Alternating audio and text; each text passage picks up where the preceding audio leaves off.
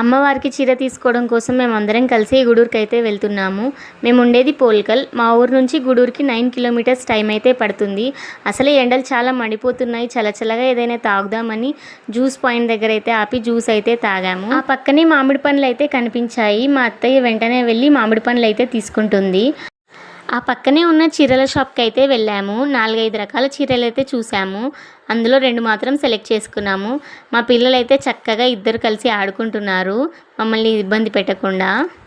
చీరలు అయితే చాలా వెరైటీసే ఉన్నాయి, కానీ మేమైతే 2 మాత్రమే సెలెక్ట్ చేసుకున్నాము. ఒకటి ఎల్లో కలర్, ఇంకొకటి రెడ్ కలర్. ఎందుకంటే అమ్మవారికి ఇవే ఎక్కువగా పెడతారు కాబట్టి. అలాగే పక్కనే ఉన్న షాప్కి అయితే వెళ్ళి వడిబియ్యం సామాన్ అయితే తీసుకున్నాము. గాజులు, ఇంకా వడిబియ్యంలో వేసే బొమ్మలు. పూల షాప్కి అయితే వెళ్ళాము. అక్కడ నాకైతే 3 రకాలు అయితే నచ్చాయి. Black, pink, blue colour. మూడిట్లో ఏది తీసుకోవాలని ఆలోచించి లాస్ట్కి అయితే ఫైనల్గా బ్లూ కలర్ అయితే తీసుకున్నాను. నాకైతే సెట్ అయ్యాయా లేదా మీరే చెప్పండి.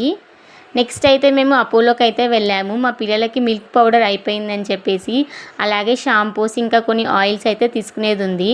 అందుకోసం అయితే అక్కడికి వెళ్ళాము. అక్కడ మా బాబు ఏదైనా కావాలి అని వాళ్ళ డాడీతో అడుగుతుంటే వాళ్ళ డాడీ అయితే 5 స్టార్ చాక్లెట్ తీసి అయితే ఇచ్చాడు. ఈరోజు మేము బయటికి రావడం వల్ల ఇంటి దగ్గర అయితే షాప్ కోసం పాలైతే తీసుకోలేకపోయాం. అందుకని మిల్క్ డైరీకి అయితే వచ్చాము. మాకు కావాల్సిన పాలు అవన్నీ మా హస్బెండ్ అయితే తీసుకుంటున్నాడు.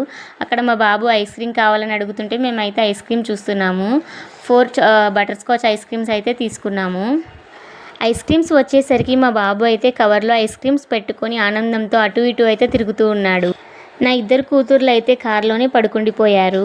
మేమందరం కూర్చొని చల్లచల్లగా ఐస్ క్రీమ్ అయితే తింటూ ఇంటికైతే రిటర్న్ అయిపోయాము. మేము ఇంతకు ఎక్కడికి వెళ్ళాము, ఏ దేవుడి కోసం వెళ్ళాము అనేది నెక్స్ట్ వీడియోలో అయితే పోస్ట్ చేస్తాను.